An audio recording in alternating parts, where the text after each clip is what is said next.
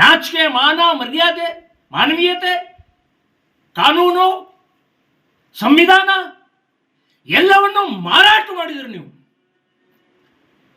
So police department number 1 ನೀವು ಆರೋಪಿಗಳು. ನೀವು ಹಾಳು ಮಾಡ್ತಾ ಇದ್ದೀರಿ ಈ ವ್ಯವಸ್ಥೆಯನ್ನು. ನೀವು ಹಾಳು ಮಾಡ್ತಾ ಇದ್ರಿ ಇವತ್ತು ಕೊಲೆಗಡಕರನ್ನ, ರೇಪಿಸ್ಟರನ್ನ ಇವತ್ತು ನೀವು ಬಚಾವ್ ಮಾಡ್ತಾ ಇದ್ರಿ ಅಂತನ್ನುವಂಥದ್ದು ನಾನು ಹೇಳ್ತಾ ಇದ್ದೀನಿ. ಮೊದಲನೇದಾಗಿ ಅವರ ಕುಟುಂಬಕ್ಕೆ ಧೈರ್ಯ ಮತ್ತು ಬೆಂಬಲ ಸೂಚಿಸಕ್ಕೆ ನಾನು ಇಲ್ಲಿ ಬಂದಿದ್ದೆ.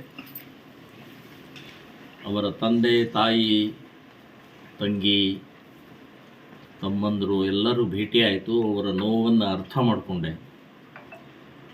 ಇವತ್ತಿನ ಈ ವ್ಯವಸ್ಥೆ ಟೋಟಲ್ ಕುಲ್ಗೆಟ್ಟು ಬಿಟ್ಟಿದೆ. ಇದು ಒಂದೇ ಉದಾಹರಣೆ ಅಲ್ಲ, ಇಂಥ ಬಹಳಷ್ಟು ಉದಾಹರಣೆಗಳು ನಮ್ಮ ರಾಜ್ಯದಲ್ಲಿ, ಈ ಸುತ್ತಮುತ್ತಲು ಪ್ರದೇಶದಲ್ಲಿ ನಡೆದಿದೆ. ಇವತ್ತು ಇಡೀ ರಾಜ್ಯದಲ್ಲಿ ಸೌಜನ್ಯ ಕೊಲೆಗೆ ಒಂದು ನ್ಯಾಯ ಸಿಗಬೇಕು ಅಂತನ್ನುವಂಥದ್ದು ಧ್ವನಿ ಎದ್ದಿದೆ. ಒಂದು ಪೊಲೀಸ್ ವ್ಯವಸ್ಥೆ ಇವತ್ತು ಬಹಳ ಕರಪ್ಟ್ ಆಗಿದೆ. ನಾನು ಸೌಜನ್ಯ ಈ ಕೊಲೆಗೆ ಮೊದಲೇ ಆರೋಪಿ ಪೊಲೀಸ್ ಡಿಪಾರ್ಟ್ಮೆಂಟ್ ನಾನು ಹೇಳ್ತೀನಿ. ಸೊ ಅದಕ್ಕೆ ಈಗ ಒಬ್ಬನನ್ನು ಬಲಿ ಕೊಟ್ಟರು, ಒಂದು ಮನೆಯನ್ನೇ ಬಲಿ ಕೊಟ್ಟರು. ಸಂತೋಷ್ ಅನ್ನುವಂಥ ಒಬ್ಬ ಅಮಾಯಕ, ಮುಗ್ಧ, ಆಧ್ಯಾತ್ಮಿಕ ವ್ಯಕ್ತಿಯನ್ನ ಅವರನ್ನು ಬಲಿ ಕೊಟ್ಟು ಸುಮಾರು 6 ವರ್ಷ ಜೈಲಿನಲ್ಲಿ ಕುಳಿಸಿ, ಬರೇ ಜೈಲಿನಲ್ಲಿ ಅಷ್ಟೇ ಇಲ್ಲ, ಜೈಲಿಗಿಂತ ಮುಂಚೆ ಆದಂಥ ಆ ವ್ಯಕ್ತಿಯ ಮೇಲೆ ಟಾರ್ಚರ್ ಇದೆಯಲ್ಲ,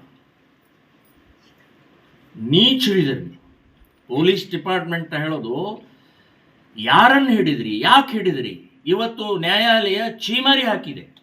ಒಂದೇ ಒಂದು ಎವಿಡೆನ್ಸ್ ಇಲ್ಲ ಈ ವ್ಯಕ್ತಿ ಅಪರಾಧಿ ಅನ್ನೋದಕ್ಕೆ, ಅಂದರೆ ಸಂತೋಷ್ ಕುಮಾರ್ ಅಪರಾಧಿ ಅನ್ನೋದಕ್ಕೆ ಒಂದೇ ಒಂದು ಸಾಕ್ಷಿ ಇಲ್ಲ ಅಂತನ್ನುವಂಥದ್ದು ನ್ಯಾಯಾಲಯ ನೀವು ಯಾರು ಹೇಳಿದೆ? ಪೊಲೀಸ್ ಡಿಪಾರ್ಟ್ಮೆಂಟ್ಗೆ ಹೇಳಿದೆ. ನಾಚಿಕೆ, ಮಾನ, ಮರ್ಯಾದೆ, ಮಾನವೀಯತೆ, ಕಾನೂನು, ಸಂವಿಧಾನ ಎಲ್ಲವನ್ನು ಮಾರಾಟ ಮಾಡಿದ್ರು ನೀವು. ಸೊ ಪೊಲೀಸ್ ಡಿಪಾರ್ಟ್ಮೆಂಟ್ ನಂಬರ್ 1 ನೀವು ಆರೋಪಿಗಳು. ನೀವು ಹಾಳು ಮಾಡ್ತಾ ಇದ್ದೀರಿ ಈ ವ್ಯವಸ್ಥೆಯನ್ನು. ನೀವು ಹಾಳು ಮಾಡ್ತಾ ಇದ್ರಿ ಇವತ್ತು ಕೊಲೆಗಡಕರನ್ನ, ರೇಪಿಸ್ಟರನ್ನ ಇವತ್ತು ನೀವು ಬಚಾವ್ ಮಾಡ್ತಾ ಇದ್ರಿ ಅಂತನ್ನುವಂಥದ್ದು ನಾನು ಹೇಳ್ತಾ ಇದ್ದೀನಿ. ಇದು ಸೌಜನ್ಯ ಪ್ರಕರಣಕ್ಕೆ ನ್ಯಾಯ ಸಿಗುವವರೆಗೆ ನಮ್ಮ ಹೋರಾಟ, ನಾವು ಶ್ರೀರಾಮ ಸೇನೆ ಸಂಘಟನೆ ಸಂಪೂರ್ಣವಾಗಿ ಬೆಂಬಲವನ್ನು ಕೊಡ್ತಾ ಇದ್ದೀವಿ. ಇಡೀ ರಾಜ್ಯಾದ್ಯಂತ ಹಳ್ಳಿ ಹಳ್ಳಿ, ಮನೆ ಮನೆ ಹೋಗಿ ಸೌಜನ್ಯನ ಆ ನೋವಿನ ಧ್ವನಿ, ಕೊಲೆಯ ರೇಪಿನ ಧ್ವನಿಯನ್ನ ನಾವು ಮುಟ್ಟಿಸುವಂತ ಕೃತ್ಯವನ್ನು ನಾವು ಮಾಡೇ ಮಾಡ್ತೀವಿ. ಪೊಲೀಸ್ ಡಿಪಾರ್ಟ್ಮೆಂಟ್ ಮಾಡಿದಂತ ಯಾರು ಒತ್ತಡ, ಯಾವ ಒತ್ತಡ, ಯಾಕೆ ಒತ್ತಡ? ನಾಳೆ ಯಾರು ಇವತ್ತು ನೀವು ತನಿಖಾಧಿಕಾರಿಗಳು ತನಿಖೆ ಮಾಡಿದಿರಿ ಅಥವಾ ಡಾಕ್ಟರ್ ನೀವು ಪೋಸ್ಟ್ ಮಾರ್ಟಮ್ ಮಾಡಿದಿರಿ, ನಿಮ್ಮ ಮಗಳಿಗೆ ಇದೇ ರೀತಿ ಆಗಿದ್ರೆ ನೀವೇನ್ ಮಾಡ್ತಿದ್ರಿ ಹೇಳಿ? ಸೊ ಈ ಹಿನ್ನೆಲೆಯಲ್ಲಿ ಬಹಳ ದೊಡ್ಡ ಅನ್ಯಾಯವನ್ನ, ದ್ರೋಹವನ್ನ ನೀವು ಬಗೆದಿದ್ದೀರಿ. ನ್ಯಾಯಕ್ಕೆ, ಸಂವಿಧಾನಕ್ಕೆ, ಕಾನೂನಿಗೆ, ಪ್ರಾಮಾಣಿಕತೆಗೆ ನೀವು ದ್ರೋಹ ಬಗೆದಿದ್ದೀರಿ. ಎಷ್ಟೇ ಒತ್ತಡ, ಎಷ್ಟೇ ಕೋಟಿಗಟ್ಟಲೆ ಹಣ ಬಂದರೂ ಕೂಡ ನ್ಯಾಯನೇ.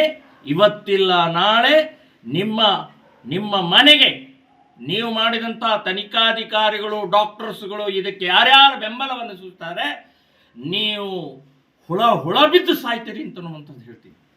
ಶಾಪ ತಟ್ಟುತ್ತೆ.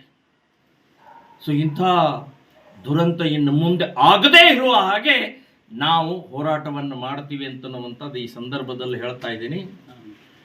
ಮಹೇಶ್ ತಿಮ್ರೋಡಿಯವರು ಆ ವ್ಯಕ್ತಿ ಇದು ಯಾವುದಕ್ಕೂ ಜಗ್ಗದೆ ಇವತ್ತು ಗಟ್ಟಿಯಾಗಿ ಸೌಜನ್ಯ ಅನ್ನುವಂಥ ಈ ಒಬ್ಬ ಒಬ್ಬ ಮುಗ್ಧ, ಯಾವುದೇ ದೋಷ ಇಲ್ಲದೆ, ಯಾವುದೇ ರೀತಿಯ ಅಪವಾದ ಇಲ್ಲದೆ 17 ವರ್ಷ ತನ್ನ ಜೀವನವನ್ನ ಶುದ್ಧವಾಗಿ ಬೆಳೆಸಿದಂಥ ಅವಳನ್ನ ಕೊಲೆ ಮಾಡಿದಂಥವರ ಪರವಾಗಿ, ಅಂದರೆ ಅವರು ಕೊಲೆ ಮಾಡಿದಂಥವರ ವಿರುದ್ಧ ಇವತ್ತು ಮಹೇಶ್ ತಿಮ್ರೋಡಿಯವರು ನಿಂತಿದ್ದು ಅಭಿನಂದನಾರ್ಹವಾದ್ದು. ನಾನು ಸರ್ಕಾರಕ್ಕೆ ಅವರಿಗೆ ಗನ್ಮ್ಯಾನ್ ಕೊಡಬೇಕು, ಅವರು ಸುರಕ್ಷತೆ ಒಪ್ಪಿಸಬೇಕು. ಮಹೇಶ್ ತಿಮ್ರೋಡಿ ಅವರಿಗೆ ಗನ್ಮ್ಯಾನ್ ಅಷ್ಟೇ ಅಲ್ಲ, ನಾನು ಹೇಳೋದು ಸೌಜನ್ಯ ಅವರ ಮನೆಗೂ ಕೂಡ ಸುರಕ್ಷತೆಯನ್ನು ಸರ್ಕಾರ ಒಪ್ಪಿಸುವಂಥದ್ದು ಕರ್ತವ್ಯ ಮಾಡಬೇಕು. ನ್ಯಾಯ ಸಿಗುವವರೆಗೆ ಅವರಿಗೆ ಸುರಕ್ಷತೆಯ ಅವಶ್ಯಕತೆ ಇದೆ ಅಂತನ್ನುವಂಥದ್ದು ಈ ಸಂದರ್ಭದಲ್ಲಿ ನಾವು ನಮ್ಮ ಟಿವಿ ಕರಾವಳಿ ಕರ್ನಾಟಕದ ನಾಡಿಮಿಡಿತ.